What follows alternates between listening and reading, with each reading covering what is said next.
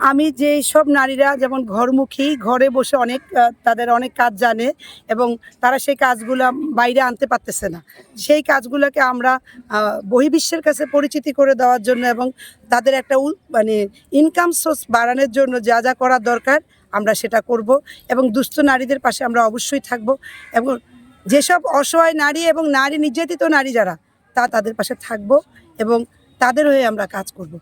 এইতেই আমাদের ঐক্যবদ্ধভাবে আমাদের যে মহিলা ঐক্য পরিষদের মূল কথা হলো যে আমরা অসহায় নারীদের পাশে থাকব। আমাদের যে যারা মনে করেন দক্ষতা, যেমন হাতের কাজে সেলাইয়ের কাজের প্রশিক্ষণ দেওয়ার দ্বারা আমাদের চিন্তাভাবনা আছে। তারপরে সঙ্গীতের উপরে যেমন অনেকে দেখে যে ভালো নাচ পারে, ভালো গান পারে, ভালো নাটক করতে পারে এবং তাদের কিন্তু কোনো মানে এই কাজটা যে পারে সেটা দেখানোর কোনো জায়গা নাই। সেই প্ল্যাটফর্মটা আমরা তৈরি করে দিব। এখান থেকে তাদের এবং যে সেলাইয়ের কাজ বা বিভিন্ন ছোটোখাটো ব্যবসা করেও যে নারীরা এগিয়ে যেতে পারে সেই প্ল্যাটফর্মগুলো আমরা তৈরি করে দিব, যাতে করে তারা সামনের দিকে এগিয়ে যেতে পারে এবং নিজেকে প্রকাশিত করতে পারি, প্রতিষ্ঠিত করতে পারি। আমরা আসলে আমাদের তো জানেনই, আমাদের চাইলেও আমরা সব কিছু করতে পারি না, আমাদের অর্থনৈতিক স্বল্পতা আছে।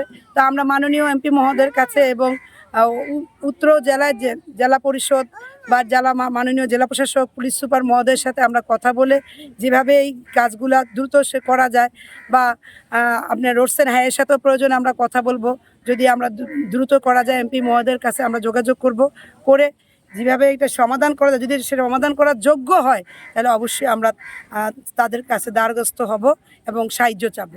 এইটাই আমরা করতে পারবো, কারণ আমরা তো নিজে গিয়ে আর রাস্তা ঠিক করতে পারবো না, আমরা এইটুকু করতে পারবো। স্বল্প সময়ের মধ্যে আমরা এগিয়েছি, মাত্র 2 মাস আমাদের এই ঐক্য পরিষদ এখন অনেকগুলা কার্যক্রম আমরা করেছি, এর মধ্যে আরও সামনের দিকে আমরা করব এবং এখন মেয়েরা চায় যে আমরা কিছু করি।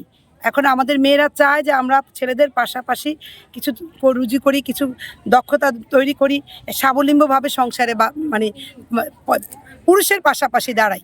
এটা এরকম না যে পুরুষদেরকে বাদ দিয়ে, আমরা চাচ্ছি যে পুরুষের পাশাপাশি দাঁড়াই। এটাই হলো আমাদের মূল উদ্দেশ্য, সংসারটাকে একটু একত্রিত করা এবং সংসারের স্বাবলম্বিতা, মানে কি বলবো আপনাকে, সংসারে যেটাকে বলে স্বচ্ছতা তৈরি করা এবং আমাদের সন্তানের পাশে যেন আমরা দাঁড়াতে পারি। আছে আমাদের যে হিন্দু পরিবারগুলো আছে, আমি তাদেরকে বলবো আপনারা উঠান বৈঠক করেন, পরিবারের বাচ্চাদেরকে সময় দেন। আপনারা বাচ্চাদেরকে সময় দিলে সন্তানদেরকে পরিবারের চেয়ে বড় শিক্ষা হতে পারে না। পরিবারকে যদি সময় দেয়, বাবা মা সময় দিবেন, আপনারা সময় দেবেন, আপনারা বুঝাবেন, আপনারা ধর্মীয় অনুষ্ঠানে নিয়ে যাবেন, তাদেরকে গীতা পড়তে সাহায্য করবেন, যে মানে নিজ ধর্ম দোষযুক্ত হলেও পরধর্ম অপেক্ষায় শ্রেয়, অর্থাৎ আমার ধর্মে আমাকে থাকতে হবে। তাই এটার জন্য আমার পরিবারের থেকে আমার শিক্ষা হবে এবং আমরা প্রয়োজনে আপনারা যেখানে ব্যর্থ হবেন আমাদেরকে বলবেন, আমাদের সেই সন্তানদের জন্য আমরা গিয়ে কথা বলব, তাদেরকে বুঝাবো যে আমাদের ধর্মে আমাদেরকে থাকতে হবে। এটা আমাদের ঘরমুখী করতে হবে, মূল কথা আমাদেরকে ঘরমুখী করতে হবে।